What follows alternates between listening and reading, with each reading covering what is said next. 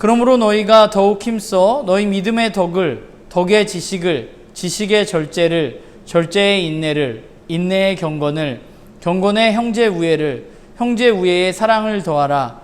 이런 것이 너희에게 있어 흡족한즉 너희로 우리 주 예수 그리스도를 알기에 게으르지 않고 열매 없는 자가 되지 않게 하려니와, 이런 것이 없는 자는 맹인이라 멀리 보지 못하고 그의 옛 죄가 깨끗하게 된 것을 잊었느니라.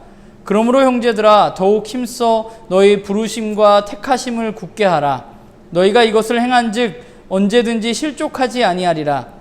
이같이 하면 우리 주 곧 구주 예수 그리스도의 영원한 나라에 들어감을 넉넉히 너희에게 주시리라. 아멘. 네, 코로나와 관련해서 계속해서 한국 교회에 대해서 여러 가지 이런저런 생각들을 하게 되는 것 같습니다. 지난 주간을 보내면서 이런 생각을 했는데요. 정광훈이란 인물은 굉장히 극단적인 인물이라는 생각을 하게 됩니다. 그런 극단적인 인물인 정광훈 목사 한 명과 또 사랑제일교회 한 교회 때문에 우리가 지금 여기까지 왔는가 하는 생각을 좀 해보았습니다. 일반적인 사람들이라면 모두가 정광훈 목사를 비난하겠죠. 물론 뭐 또 아닌 분들도 있긴 있습니다. 그러면 정광훈 목사가 사라지면 이제 한국교회는 올바른 길을 걸어갈 수 있을까라는 생각을 하게 됩니다. 바닥에 떨어진 명예를 우리가 다시 회복할 수 있는가? 저는 그렇지 않다고 생각합니다. 한국 기독교의 지금의 위기는 사실 정광훈 목사와 같은 극단적인 인물 때문이 아니라 그간 자신들의 이익만을 위해서 움직였던 한국교회 전체의 문제라는 생각을 하게 됩니다. 우리가 이기적인 그리스도인이란 말을 듣는 경우가 있는데요. 사실 이기적인 그리스도인이란 말은 저는 불가능하다고 생각합니다. 왜냐하면 그리스도인은 이기적일 수 없기 때문입니다. 그런데 한국교회가 그리스도인이 이기적일 수 있다는 것을 사람들에게 알려주고 가르쳐 주었습니다. 이건 누가 한 것인가 생각해 보면 교회 안에 있는 거짓 교사들이 열심히 활동했기 때문에 벌어진 일이라고 생각합니다. 예수님 자신을 자신에게 주어진 복으로 여기지 않고 예수를 믿고 내 물질과 내 사업과 내 건강의 축복만이 복인 것처럼 여긴 결과가 결국 오늘 우리가 대면하고 있는 한국교회의 현실인 거죠. 우리는 여전히 내게 능력 주시는 자 안에서 내가 모든 것을 할 수 있다는 말씀을 그분으로부터 오는 능력으로 내가 세상의 것들을 배설물로 여기고 주님이 복음의 삶을 살아내는 것을 위해서 내가 그 말씀을 사용하는 것이 아니라 우리는 그 말씀을 붙들고 내가 그분의 능력으로 내가 원하는 것들을 얻어내는 것을 위해서 여전히 우리는 그 말씀을 사용하고 있습니다. 내가 원하는 것을 이루기 위해서라면 그것을 하나님이 주신 비전이라는 이름으로 가장해서 하나님의 능력을 들먹이면서 불법이든 합법이든 가리지 않는 그런 많은 그리스도인들의 모습을 보게 됩니다. 성경적 가치가 아님에도 불구하고 쉽게 돈을 벌기 위해서 투기를 일삼는 사람들이 바로 그리스도인들입니다. 또한 그들이 어떤 삶을 살건 세상에서 명예가 높아지고 돈을 잘 벌고 헌금 잘 내면 마치 훌륭한 그리스도인인 것처럼 여겨주었던 저 같은 직업을 가진 목사들이 있다는 사실도 우리는 기억해야만 합니다.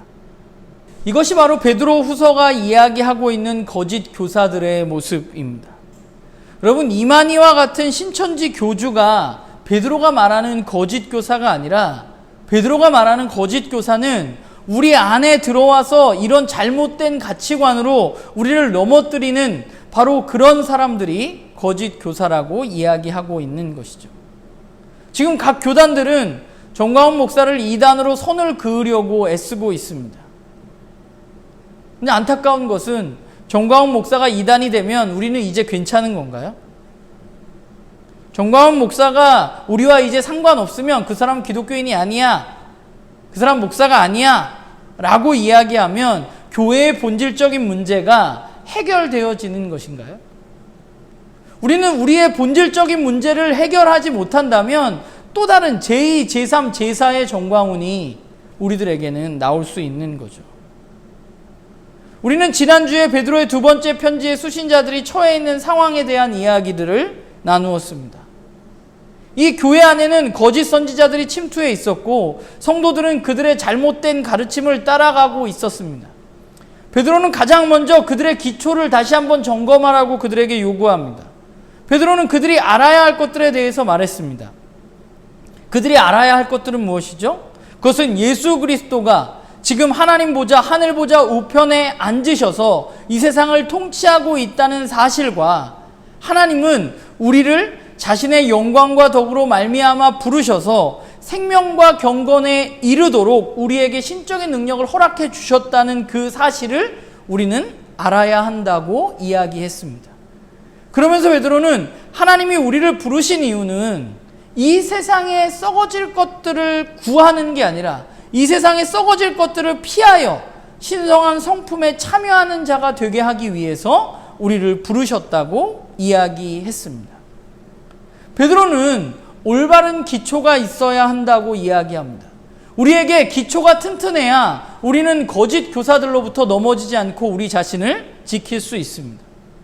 우리의 믿음이 우리가 믿고 싶은 것을 믿는 것이 아니라 우리의 믿음이 예수 그리스도를 통해서 우리에게 이루어진 일을 받아들이는 것이고 또한 구원받는 자는 그냥 죽어서 천국 가는 것이 아니라 이 땅에서 하나님 나라의 백성의 모습인 신성한 성품에 참여하며 살아가야 한다고 베드로는 우리에게 이야기해주고 있는 것이죠.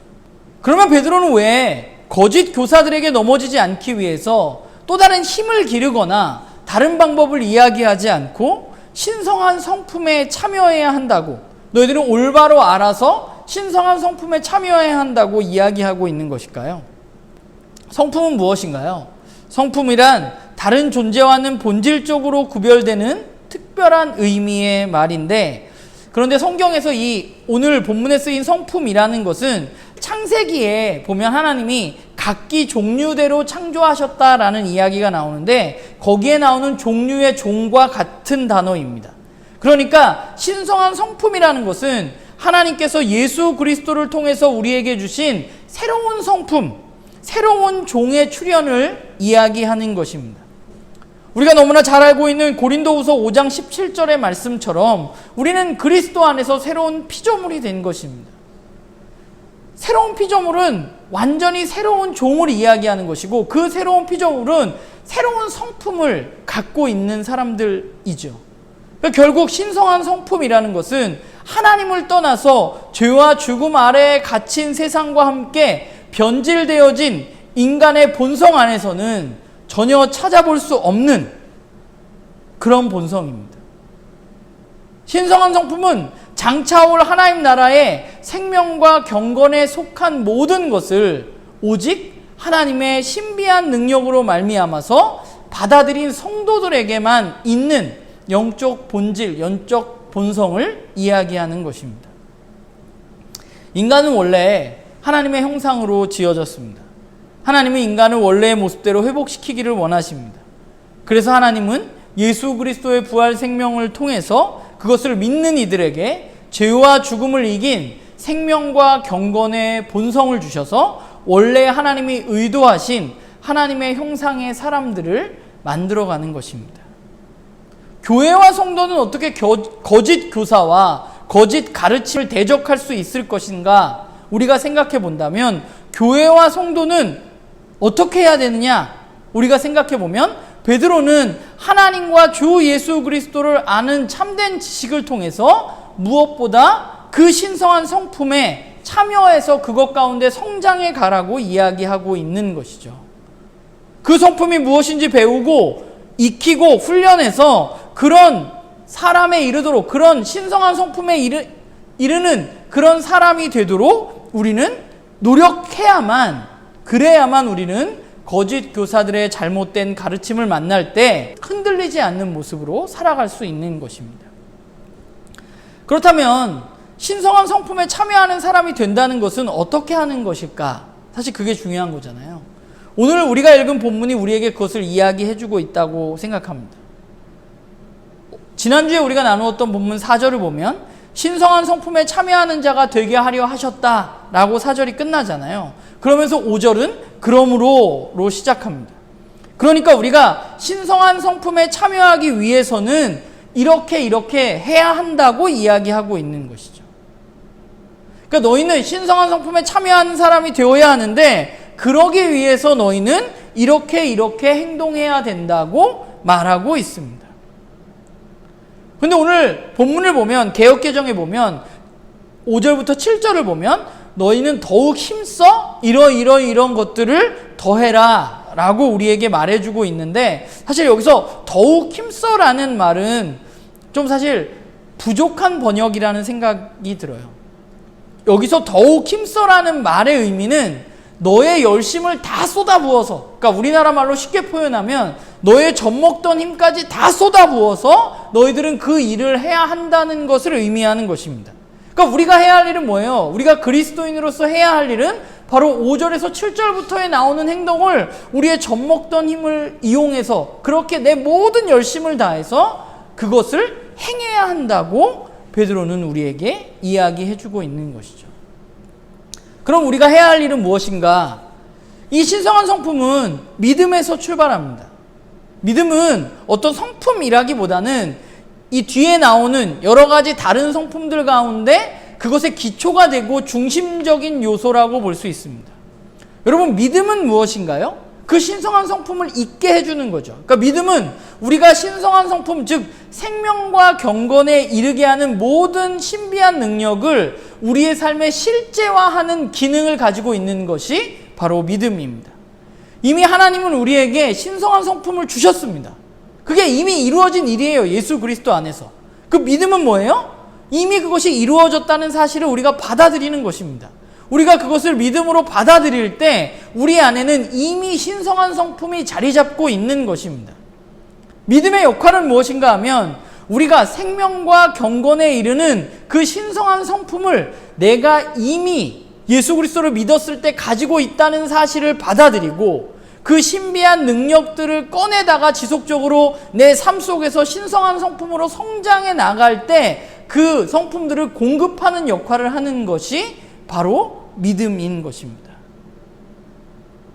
우리가 그것을 믿어야 돼요. 우리 안에 하나님께서 생명과 경건을 이미 허락해 주셨다는 것, 우리가 이미 신성한 성품에 참여하고 있는 사람이라는 사실을 우리는 믿어야 되는 거죠. 그런데 믿는 것에서 끝나는 게 아니에요. 베드로는 거기에 여러 가지를 이야기하는데 첫 번째 뭐냐면 베드로는 그 믿음에 덕을 더하라고 말합니다. 덕이라는 것은 사람과의 관계 속에서 발휘되는 능력입니다. 그러니까 신성한 성품에서 말하는 덕은 하나님께서 부르신 형제 자매들을 대함에 있어서 하나님께서 이미 우리 자신에게 베풀어 주신 하나님 자신의 덕을 따라서 우리도 형제를 붙들어주고 그 형제 자매를 온전히 세우기까지 돕고 견디고 끝까지 기다려주는 신실한 사랑을 총체적으로 의미하는 것이 바로 덕입니다.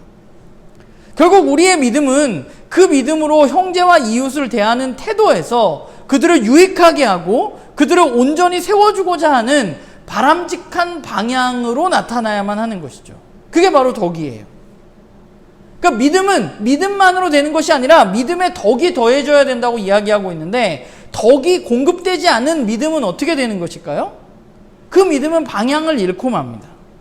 믿음의 대상인 하나님과 주 예수 그리스도와 분리된 자기 자신의 종교적인 확신으로 그 믿음이 전락하기가 쉬워요. 덕이 없어지면. 그게 어떤 상황이에요? 지금 오늘 우리가 보고 있는 이런 말도 안 되는 괴물 같은 교회가 나타나게 된 이유는 뭐예요? 덕이 없는 믿음의 결과라고 저는 생각합니다. 그 사람들은 어느 누구보다 열성적인 사람입니다. 열정을 가지고 예배드리는 사람들입니다. 믿음이 어느 누구보다 세고 강하다고 이야기하는 사람들입니다. 그런데 그 센 믿음이 주변 사람들에게 상처 주고 주변 사람들을 실족하게 하고 주변 사람들을 아프게 하는 많은 그리스도인들을 보게 돼요. 믿음으로 산을 옮긴다 할지라도 그것이 그 믿음이 덕을 세우지 못하면, 덕과 함께 하지 못하면 그 믿음은 하나님을 높이는 것이 아니라 우리가 오늘 보듯이 그 믿음이라고 이야기하는 것이 하나님의 이름을 더럽히는 결과를 낳게 되는 것이죠. 그래서 믿음의 덕을 더해야 한다고 이야기하는 것입니다. 우리에게 하나님을 향한 믿음도 또 신실하고 이웃을 향한 덕을 세우고자 하는 그런 마음이 이제 우리 안에 생겼다면, 방향을 잡았다면 그 후에 필요한 게 뭐예요? 거기에 또 뭘 더해야 돼요? 지식이 있어야 됩니다. 덕이라는 건 아까 말했지만 관계 속에서 상대방을 배려해주고 살려주는 것입니다. 이렇게 되기 위해서는 다양한 관계와 또 다양한 상황들을 올바로 분별할 수 있는 지식이 우리들에게 필요합니다. 그러니까 우리는 공부하는 그리스도인이어야 돼요. 말씀도 읽고 말씀을 이해하기 위해서 그 지식을 쌓기 위해서 노력하는 그런 그리스도인들이어야 돼요. 그러니까 우리에게 올바른 지식이 쌓이지 않을 때 어떤 일들이 일어나요? 우리는 자꾸만 가짜 뉴스에 휘둘리고 다른 사람들이 이야기하는 것에 휘둘리게 되는 것이죠. 그러니까 여기서 지식이라는 것은 믿음과 덕에 더해져서 올바른 지식을 가지고 올바르게 분별해서 그것들을 사용할 수 있도록 우리를 돕는 것이 바로 지식입니다. 그런데 이 지식의 위험성은 뭐냐면, 지식은 덕을 세우기도 하지만 또 한 가지 지식이 잘못 쓰이게 되면 어떻게 되느냐면 지식은 우리를 교만하게 만듭니다. 그렇기 때문에 지식은 사랑에 의해서 통제되어져야만 하는 것이죠. 그래서 우리에게 필요한 게 뭐예요? 절제입니다. 그러니까 절제라는 것은 신성한 성품에서 지식을 바로 사용하기 위한 사랑의 힘으로 우리가 이야기할 수 있을 것 같아요. 그러니까 우리가 성경에 말하는 절제에 대해서 좀 이야기할 때 우리가 오해하지 말아야 할 것은 무엇이냐면, 일반적으로 세상이 말하는 절제는 뭐예요? 인간이 가지고 있는 욕망은 악한 것이기 때문에 인간의 욕망을 절제하는 것, 그러니까 금욕주의적인 삶을 살아가는 것을 우리는 절제라고 이야기합니다. 내 정욕을 제어하는 것. 그런데 성경이 말하는 절제는 그 세상이 말하는 절제와는 조금 다른 것입니다. 왜냐하면 성경은 그 욕망 자체를 악하다고 이야기하지 않습니다. 그 욕망 자체가 나쁜 게 아니라 욕망이 죄와 죽음의 권세 아래 놓여 있기 때문에 나쁜 것이죠. 그래서 성경은 예수 그리스도의 죽음과 부활을 통해서 우리의 욕망들이 더 이상 죄와 죽음에 굴복하지 않도록 악한 권세에서 해방되었다고 우리에게 이미 얘기해주고 있어요. 그러니까 우리가 욕망은 없애버리거나 단순히 억압하는 것이 아니라 그 원래의 목적에 맞게 그 욕망을 사용하는 것이 우리들에게 필요한데, 그렇기 때문에 여기서 말하는 절제는 우리 안에 있는 욕망을 그냥 단순히 이거 하지 말아야지 저거 하지 말아야지 그런 금욕주의와는 다르다는 것입니다. 그러니까 그 지식이 함부로 다른 사람에게 피해주지 않도록, 우리를 교만하게 하지 않도록 그것들을 바로잡아주는 역할을 하는 것이 바로 절제입니다. 또 그것뿐만이 아니에요. 이런 믿음과 덕과 지식과 절제의 신성한 성품은 우리에게 뭘 요구하냐면 인내를 요구합니다. 우리가 믿음과 덕과 지식과 절제의 이런 신성한 성품을 가지고 이 땅을 살아갈 때 우리는 여러 가지 어려움을 만나게 됩니다. 그런데 우리는 그때 우리에게 필요한 게 뭐예요? 바로 인내입니다. 우리는 그 인내를 통해서 경건으로 나아갈 수 있는 것이죠. 사실 우리가 후반기에 쓰여진, 그러니까 신약성경 중에 후반기에 쓰여진 신약성경들을 잘 살펴보면 매우 중요한 주제 중에 하나가 바로 인내입니다. 히브리서나 야고보서나 베드로 전후서나 요한계시록 모두 이 세상 속에 살아가고 있는 그 교회가 결국은 이 세상 속에서 고난과 어려움 가운데 믿음을 가지고 인내해야 한다고 이야기하고 있어요. 그러니까 인내는 결국 세상 속에 있는 교회가 싸워야 하는 믿음의 그런 여정의 핵심이 되는 것이 바로 인내입니다. 믿음이 있고 덕을 세우고자 하여 지식을 갖고 또 사랑 안에서 그 지식을 절제 있게 사용한다 해도 지속적으로 밀려오는 유혹과 시험 앞에서 또는 핍박 가운데 우리가 올바로 인내하지 못한다면 그 신앙은 신성한 성품에 온전히 다다를 수 없게 되는 것입니다. 인내가 없이는 믿음의 열매를 거둘 수 없습니다. 그러니까 결국 인내는 은혜로 주어진 모든 신적인 능력을 믿음과 덕과 지식 그리고 절제를 통해서 우리를 생명과 경건의 방향으로 견고하게 붙들고 나아가는 능력이 바로 인내인 것이죠. 그리고 그 인내는 무엇으로 열매 맺나요? 우리가 잘 참으면 하나님께서 이 땅 가운데 뭐나 세상적인 성공을 주시나요? 이만큼 참았으니까 하나님 이렇게 해주셔야죠. 이런 건가요? 그게 아니라 성경은 인내의 열매는 그런 세상적인 축복이 아니라 경건이라고 이야기합니다. 신앙생활 끝에 남는 것, 남아야 하는 것이 바로 경건입니다.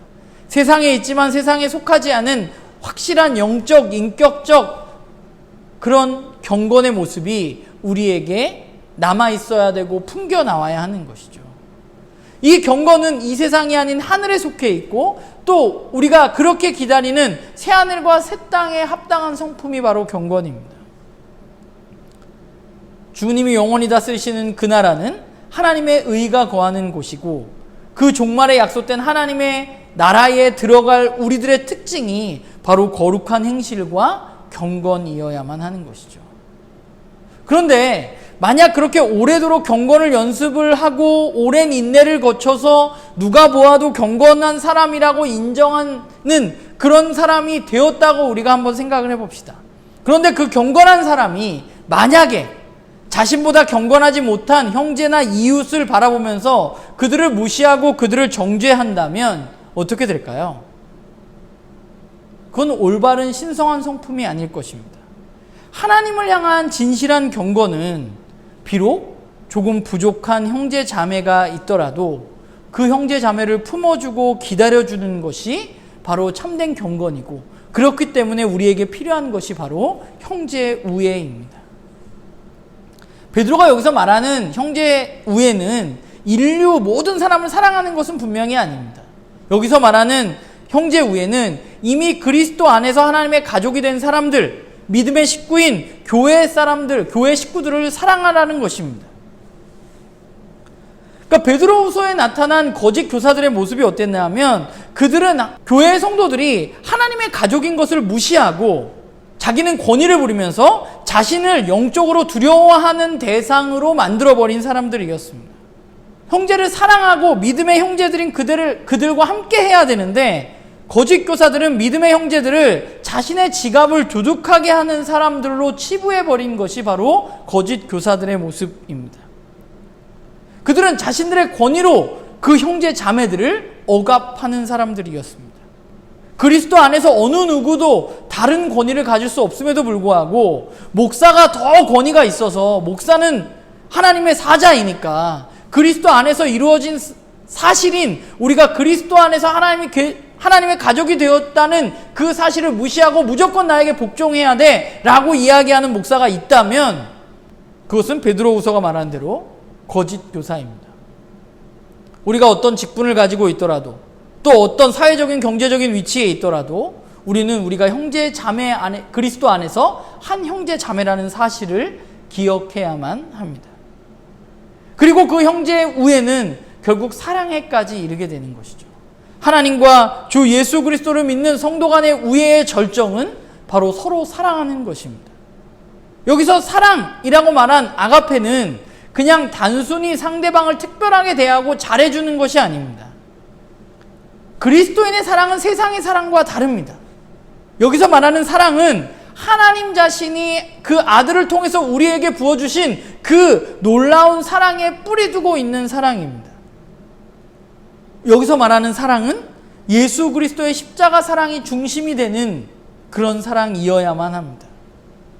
정말 우리가 하나님의 사랑을 받았다고 믿는다면 우리는 하나님의 교회를 아버지 하나님의 뜨거운 사랑으로 사랑할 수밖에 없고 또 하나님의 가족이 된 내 옆에 있는 형제 자매를 주님이 우리에게 사랑을 주셨기 때문에 우리는 그들을 사랑할 수밖에 없는 것이죠.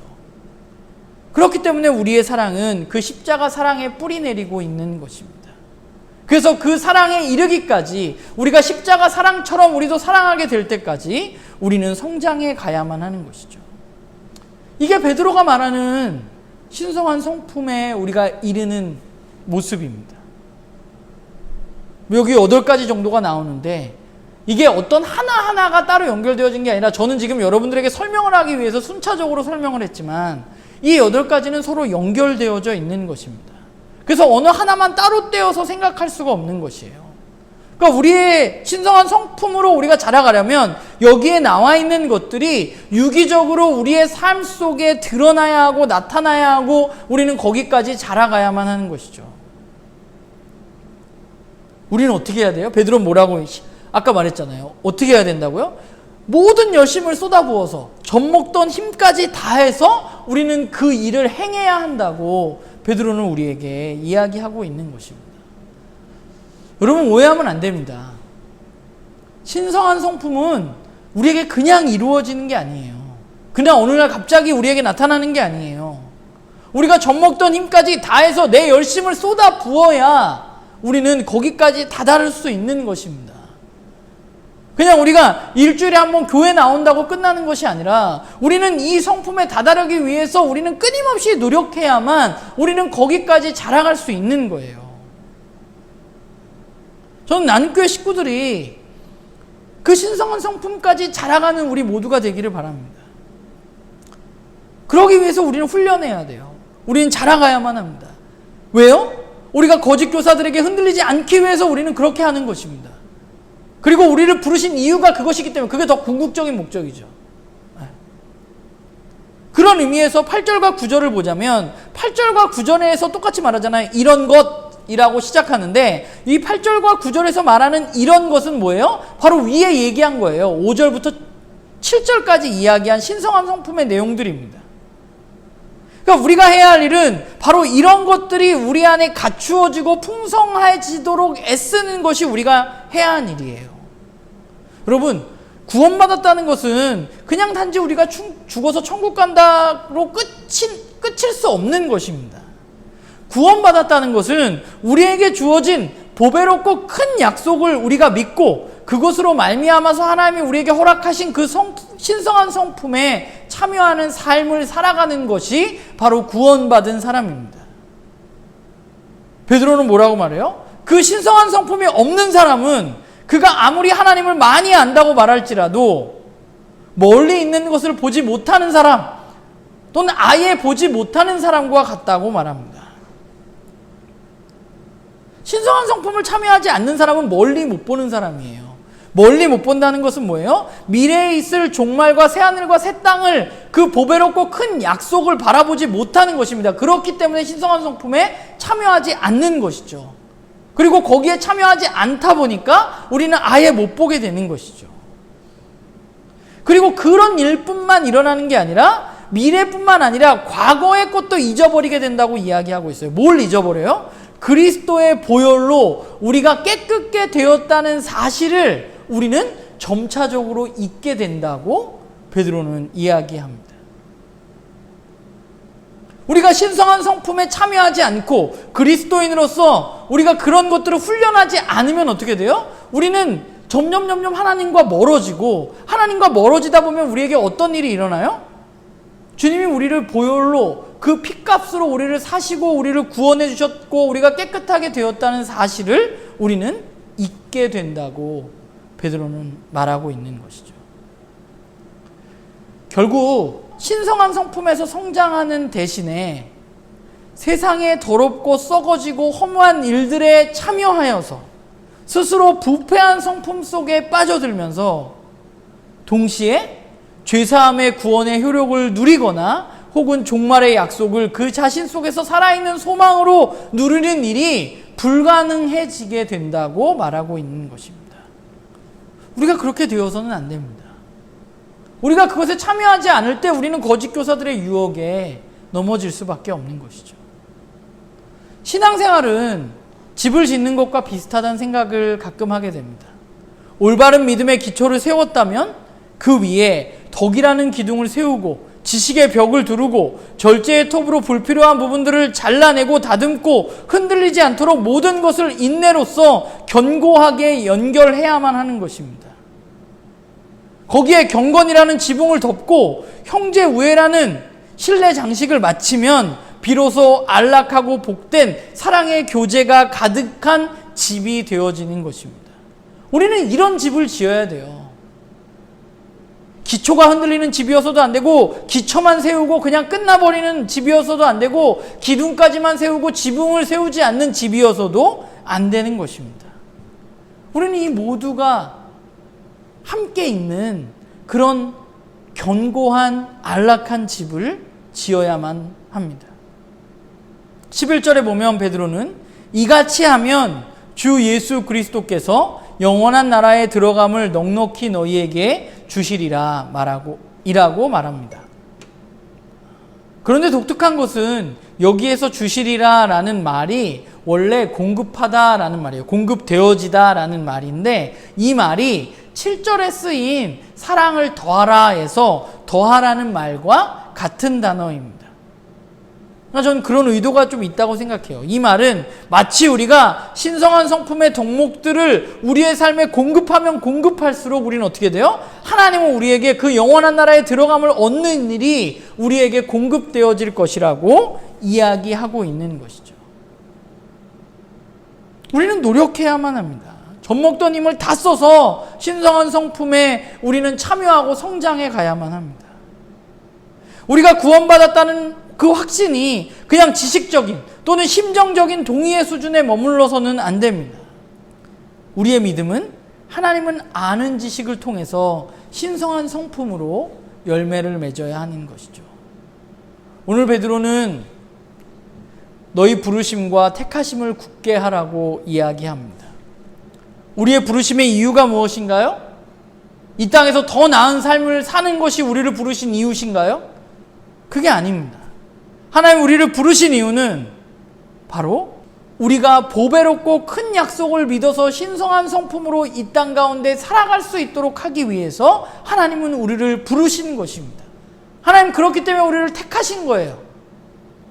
베드로의 부르심을 굳게 하라는 이야기는 결국 우리가 더욱 그렇게 우리의 그 부르심을 알고 부르심에 합당한 삶을 우리가 살아가야 한다고 우리에게 이야기하고 있는 것이죠. 거짓 교사들이 넘치는 이 시기에 우리가 해야 할 일은 그들의 유혹에 넘어지지 않기 위해서는 우리는 하나님이 우리에게 이야기하신 대로 우리는 그 보배롭고 큰 약속을 붙들고 신성한 성품이 우리의 삶 가운데 나타나질 수 있도록 우리는 훈련해야 하는 것이죠. 우리가 기억해야 할 것은 하나님 우리를 왜 부르셨는가 하는 것이에요. 하나님 우리를 부르신 이유는 바로 하나님의 사람으로 우리를 회복시키시고 그 신성한 성품으로 우리를 살아갈 수 있도록, 그래서 우리가 신성한 성품으로 살아갈 때 사람들은 우리를 바라보고 하나님을 알게 되고 하나님 나라를 바라보게 되는 그런 일들을 있게 하기 위해서 하나님이 우리를 부르신 것이에요. 그런데 너무 많은 사람들이 거짓 교사의 유혹에 쓰러져서 마치 이 세상에서 더 좋은 것을 누리는 것이 올바른 믿음으로 살아가는 것인 것처럼 여기게 되는 일이 우리 가운데 지금 실제적으로 한국교회 가운데 여기저기서 일어나고 있는 것이죠. 여러분 우리가 거기서 안 넘어지리라고 자신할 수 없습니다. 우리가 거기서 넘어지지 않기 위해서는 어떻게 돼요? 우리는 신성한 성품에 참여해야만 합니다. 우리의 부르심의 목적을 우리는 잊어서는 안 됩니다.